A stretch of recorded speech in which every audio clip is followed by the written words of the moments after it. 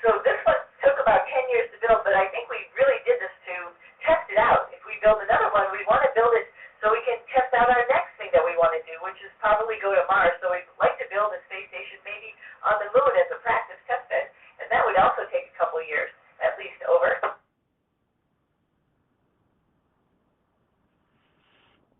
I hear you loud and clear now. So, if we get sick, we try to avoid that by going into quarantine beforehand and making sure that we're not sick when we launch, so we don't get the people up here sick. But if we do have all sorts of medical equipment, and we have a doctor on console at mission control. Over.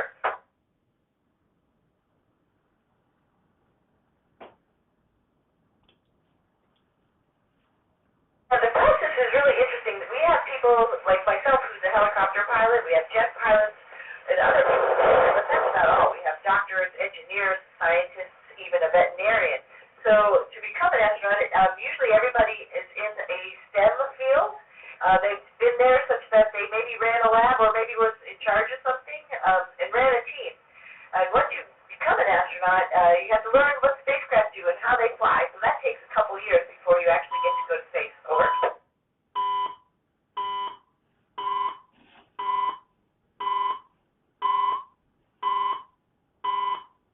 Oh, yeah, there's all sorts of things that we learn. We are test beds, so we're learning about ourselves, and that means that we've really engineered telemedicine, because we work like the question you asked earlier, how do we make things smaller, bring them up to space, because everything that comes up to space is expensive.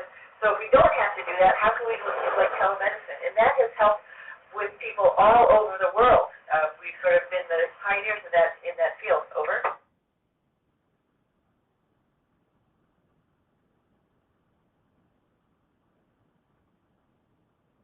This is a great question. I didn't think about it because I didn't think I could do it until I was actually in my mid-20s when I was a test pilot. And then, I had the opportunity to actually meet an astronaut, come down to Johnson Space Center in Texas and meet people. And I realized that, that their job wasn't so different from my job as a tester, and it seemed like it was obtainable. But I knew I had to get a master's degree to get in. So, yeah, people who have the job encourage me to apply and start working here. Over.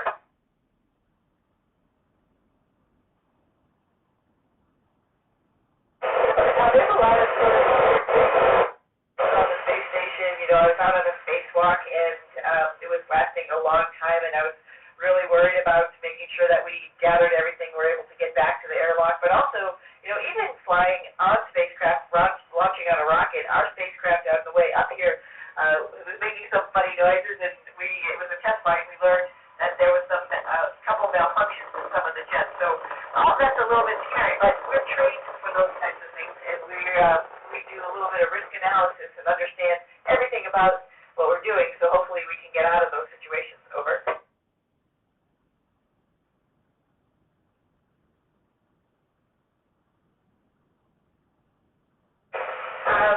I think it's realistic. It will take a little while because we'll have to figure out how to get places a little quicker so we don't have to spend so much time in microgravity. So that's one thing, engines. And then we need logistics. How are we going to have clothes and food in other places that are not like our atmosphere? So those are things that we have to figure out. So there's things that we're going to learn along the way as we try to go live someplace else like Mars. Over.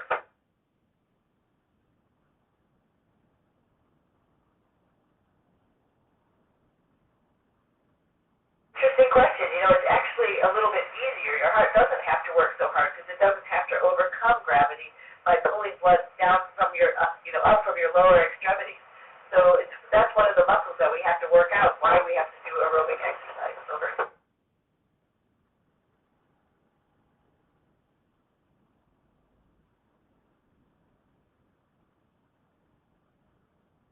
Stem cell growth up here. We're also sequencing some DNA. We're also doing tests, like I mentioned earlier, on ourselves.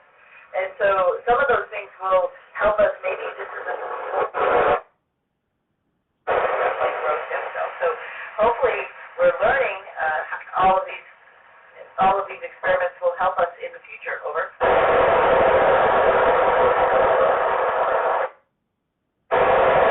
So when you're leaving the Earth atmosphere, that's pretty quick. When you're in the rocket and you're launching. I think people don't understand that it only takes, depending on what altitude you're going to or what orbit you're going to, for us it only took about 10 minutes. And so that's a very dynamic time as the rocket is flying, and then you're getting essentially punched off the rocket in your spacecraft. So leaving the atmosphere is just pretty quick. It's more of a sensation feeling. But once you get up into out of the atmosphere and the engines stop and you automatically start floating, that's a whole other different story. It's a little bit odd, but you get used to it pretty quick. Over.